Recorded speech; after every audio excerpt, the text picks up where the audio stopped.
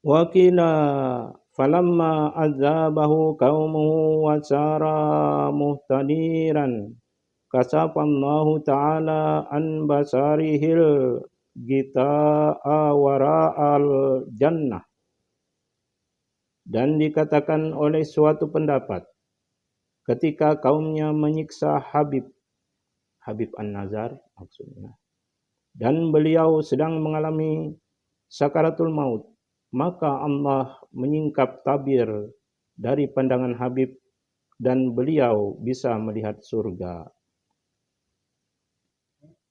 Jadi sewaktu Habib An-Nazar mereka siksa, menjelang Habib An-Nazar wafat, Allah menyingkapkan surga pada pandangan Habib An-Nazar, sehingga menjelang wafat beliau, Habib An-Nazar mampu melihat surga itu. Manusia itu jika disingkapkan Allah pandangan sehingga mampu melihat surga, apapun beratnya beban di dunia ini, apapun sakit dan pedihnya terasa, apapun kesulitan itu akan hilang, lenyap, dan seolah-olah tidak ada. Karena tertutup oleh rasa gembira, karena tertutup oleh rahmat yang besar, dapat melihat surga. Itu baru dapat melihat. Sehingga seandainya orang yang menjelang wafat itu yang disingkapkan surga pada pandangannya, ada orang yang akan menolongnya untuk menghidupkannya kembali menjelang wafatnya, niscaya ia akan marah. Niscaya ia akan marah besar. Ia tidak ingin kembali ke dunia. Karena itu fitrah manusia. Pasti manusia itu menuju ke sesuatu hal yang bisa atau yang paling menyenangkan bagi dirinya. Seumpama seperti ini, seseorang ditunjukkan ke suatu tempat yang bagus, dengan di sana ada makanan yang lezat, di sana ada keindahan yang menyenangkan, di sana ada semuanya terpenuhi yang dia inginkan. Tiket sudah disiapkan, pakaian dijamin, kendaraan dijamin, tiba-tiba ada orang yang menghalangi agar jangan berangkat, agar kembali ke tempat semula. Pasti dia akan kecewa. Demikian juga orang yang menjelang sakaratul maut, yang pada pandangannya disingkapkan surga, sehingga ia bisa memandang surga itu, maka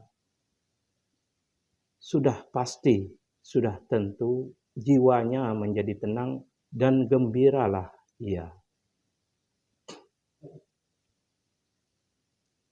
Jadi pada hakikatnya bagi orang di dunia ini, kecuali orang tertentu, para rasul, para nabi, atau yang lainnya Allah yang lebih mengetahui,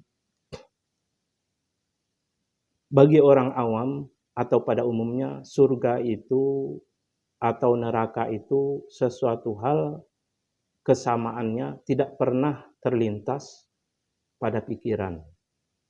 Tidak pernah sama yang terlintas pada pendengaran, tidak pernah sama yang terlintas pada hati manusia.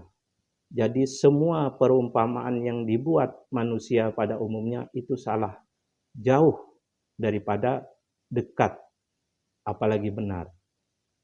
Jadi surga itu keindahannya tidak akan pernah terlintas di pikiran manusia, tidak akan pernah terlintas di hati manusia, tidak akan pernah terdengar di telinga manusia yang sama sebagaimana adanya surga itu.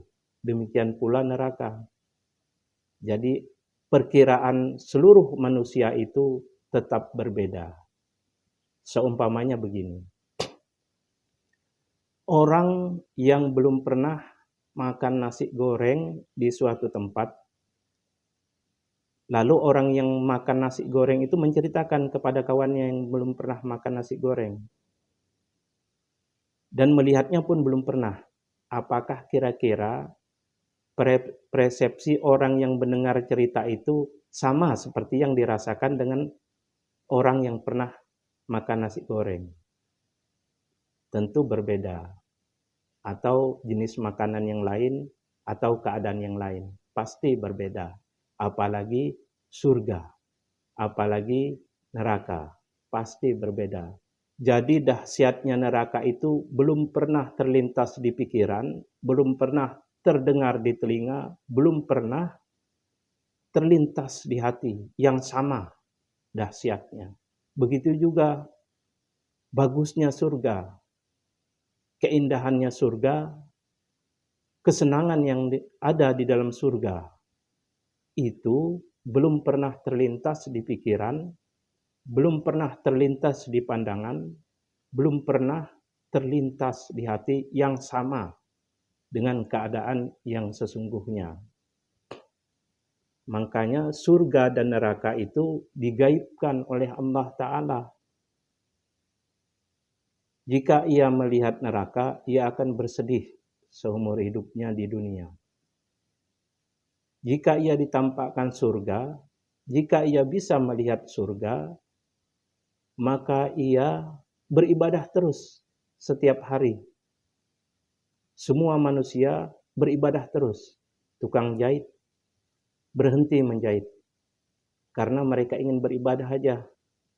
Petani berhenti mengolah sawahnya karena mereka ingin hanya beribadah saja.